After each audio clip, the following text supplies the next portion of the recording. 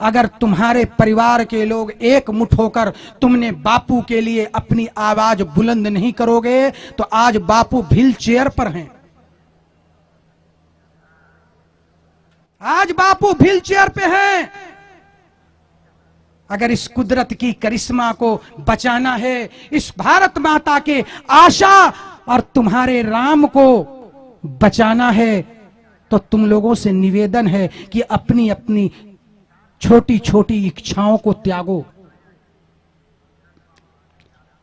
लौटो अपने गुरु के चरणों की सौगंध की ओर, लौटो सेवा बापू के बताए मार्ग सेवा की ओर, लौटो अपनी माला की ओर, लौटो भारत माता के सम्मान की ओर, और लौटो संगठित होवो।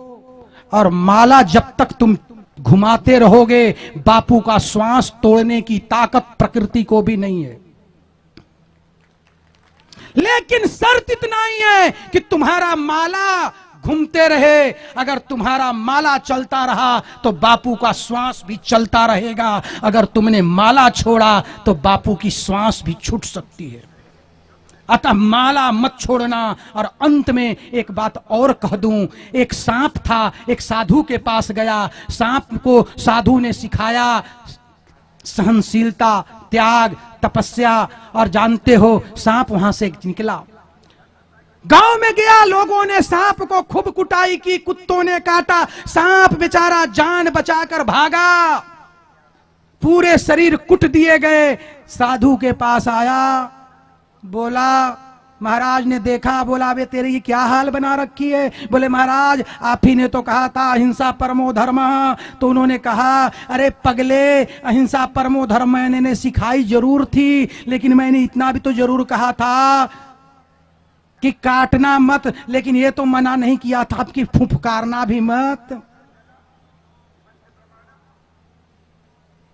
अगर तुम चुप रहोगे तो राष्ट्र तुम्हें कायर समझेगी।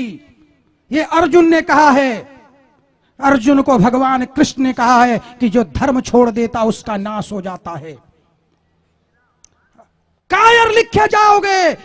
इसलिए हे ऋषियों के संतानों के संततिगण, मैं तुमसे कहता हूं अपने मानसिक थोड़ी थोड़ी इच्छाओं का त्याग करो, संगठित होवो। सुबह का भूला शाम को घर वापस आए उसे भूला नहीं कहते। जहां तक बापू के केस का संबंध है, मैं फिर कह रहा हूं कि आज भी अदालत को जवाब नहीं है कि बापू को अगर जवाब होता तो अब तक बापू पर चार्ज फाइल हो चुका होता। लेकिन आज भी जोधपुर के सिर्फ रोज के रोज डेट देता है, लेकिन आज तक आरोप साबित नहीं कर पाता है।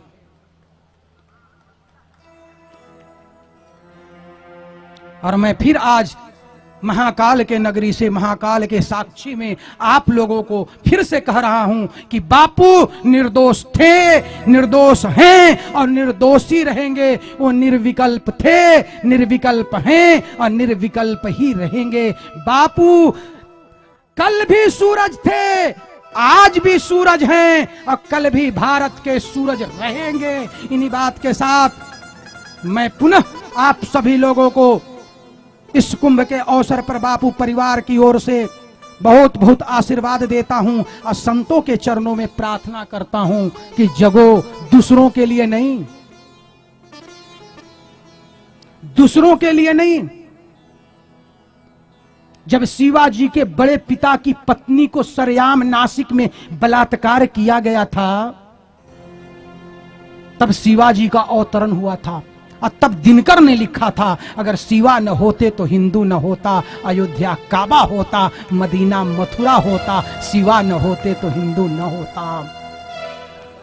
आज अगर बापू न होते तो आज कम से कम 20 लाख आदिवासी चाहे तो मुसलमान हो गए होते या क्रिश्चियन हो गए होते।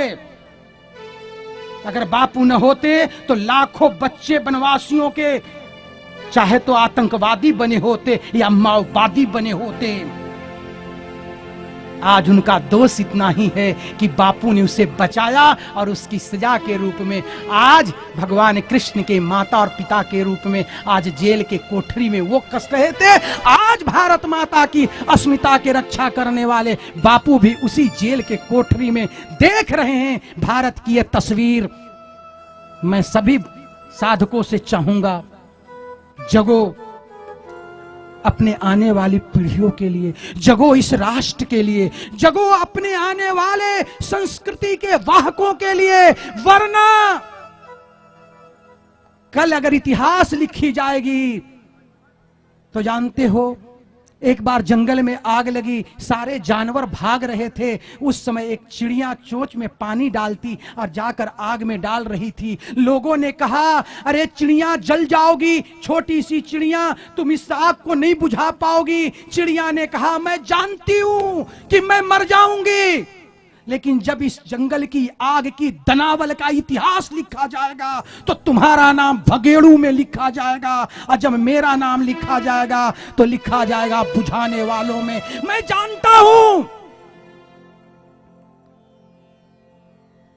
मैं जानता हूं कि मैं रहूं या ना रहूं, लेकिन बापू बापू थे, बापू बापू हैं, बापू बापू रहेंगे, आप रहे या ना रहें, क्योंकि किसी की कीर्ति, किसी के वातावरण में गूंजता हुआ शब्द किसी के मोहताज नहीं। इसलिए गीता के 18वें अध्याय के 66वां श्लोक में भगवान ने अर्जुन को एक बात कही थी, सर्वधर्मान परित्यज्य मामेकं शरणं व्रज अहं त्वा सर्वपापोभ्यो मोक्ष्यामिश्च मा शुचः। इसलिए तुम्हारा एक ही धर्म है और वह धर्म है धर्म की रक्षा करना, धर्म की रक्षा करना, धर्म की रक्षा करना। और धर्म की रक्षा क्या है? अपने गुरु के मार्ग पर बताए हुए मार्ग पर चलते हुए अपने गुरु के लिए मरना और मिटना, यही बंदगी है। इस बंदगी को अपने अमल में लाओ और आगे बढ़ो। इन्हीं बात के साथ मेरे दुश्मनों को अगर मिर्ची लगी हो तो मुझे कोई परवाह नहीं। इस अपने भक्तजनों को मेरा हार्दिक शुभेच्छा है।